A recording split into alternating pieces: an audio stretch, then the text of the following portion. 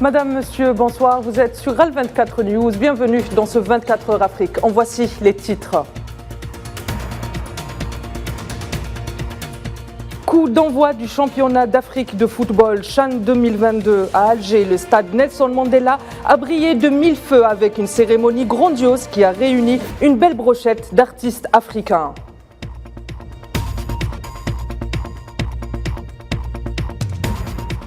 Le 16e congrès du Front Polisario, en ce moment même à Dakhla, zoome lors de cette édition sur le Front Polisario justement et sa lutte pour l'indépendance du Sahara occidental.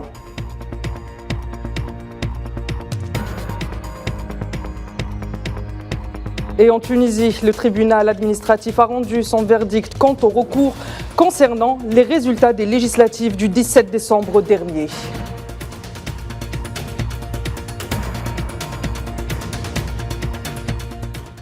C'est sans doute l'événement sportif de ce début d'année, le championnat d'Afrique de football CHAN 2022 accueilli pour sa 7e édition par l'Algérie. La cérémonie d'ouverture a évidemment ravi le public sur place qui a eu la chance d'y assister, mais aussi les millions de téléspectateurs qui ont suivi l'événement à travers le petit écran. C'est donc le stade Nelson Mandela qui a abrité la cérémonie d'ouverture. Un spectacle haut en couleur a été animé par Soul King, Dadju et bien d'autres artistes.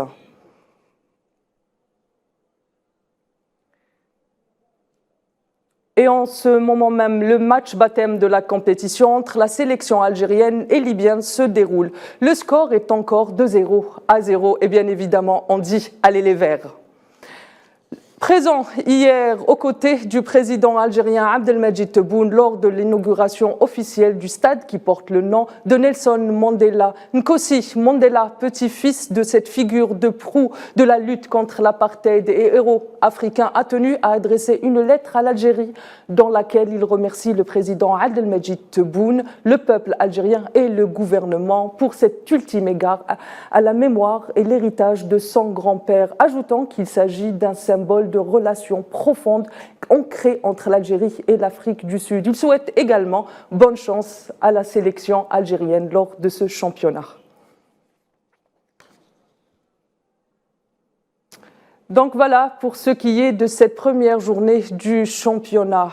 Autre événement qui a marqué l'actualité politique de ce début d'année, le 16e congrès du Front Polisario dans la wilaya de Dakhla. Un rendez-vous qui s'est ouvert ce vendredi et qui se poursuivra jusqu'au 17 janvier courant. Le congrès placé sous le slogan « Escalade de la lutte pour un retrait de l'occupant et imposer la souveraineté totale » a attiré une forte participation étrangère venue des pays amis et frères du Sahara occidental et même des militants altermondialistes et anticoloniaux venus des 4 coins du globe.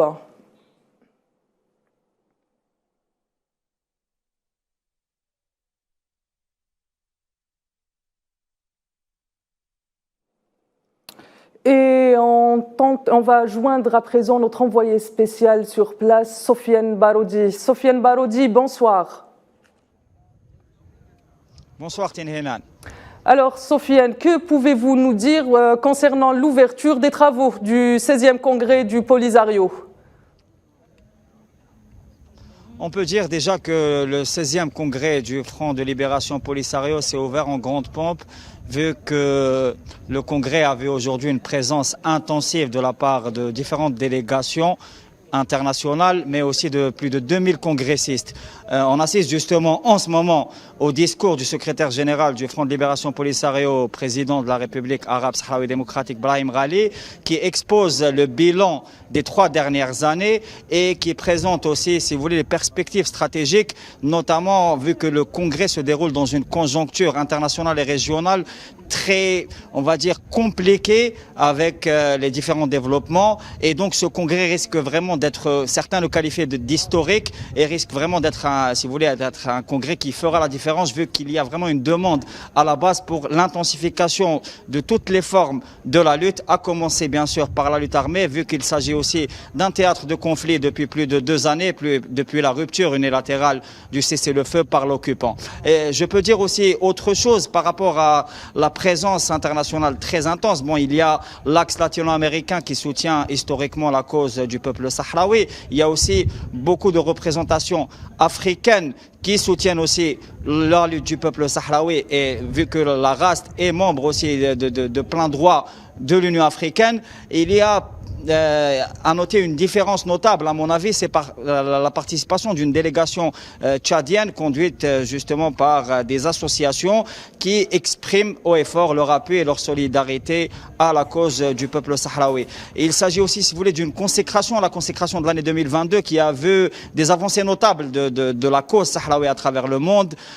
Des avancées non seulement diplomatiques, mais aussi sur différents autres terrains. Je pense que vraiment si vous voulez être bref, le plus important, c'est qu'il y a vraiment une demande et une aspiration à l'intensification de la lutte pour imposer un rapport de force favorable au droit à l'autodétermination du peuple sahraoui et à l'indépendance. Merci Sofiane, et on reviendra vers vous tout au long de nos éditions.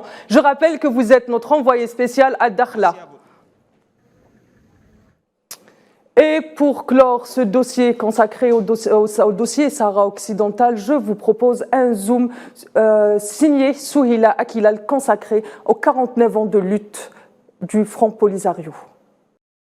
La résistance, une constante inscrite dans l'ADN du peuple sahraoui, et pour mener sa lutte, ce peuple meurtri dans sa chair a accordé sa confiance au Front du Polisario, un mouvement de libération nationale sahraoui comme le FLN algérien, le MPLA ou l'ANC. Le Polisario compte bien faire entendre la voix du peuple qui fait de lui son seul représentant légitime, une distinction également accordée par les Nations Unies le 21 novembre 1979.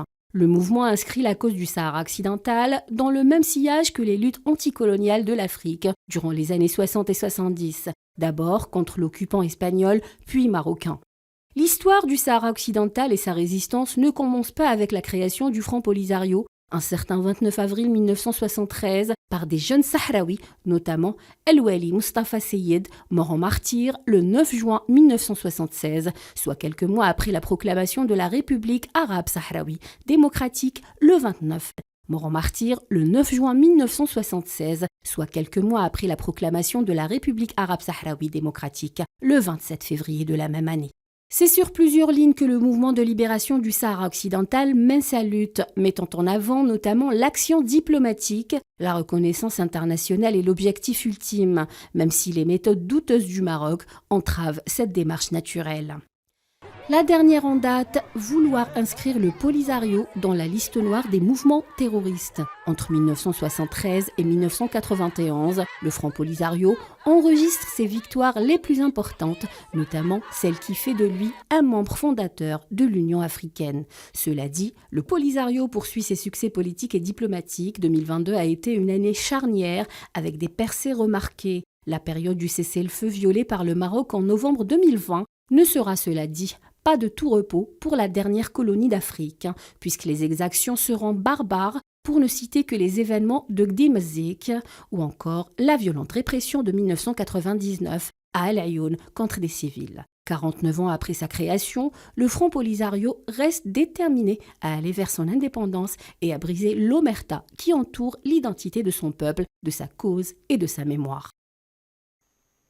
Et en Tunisie, le tribunal administratif a rejeté tous les appels portés contre les résultats des préliminaires du premier tour des législatives du 17 décembre dernier.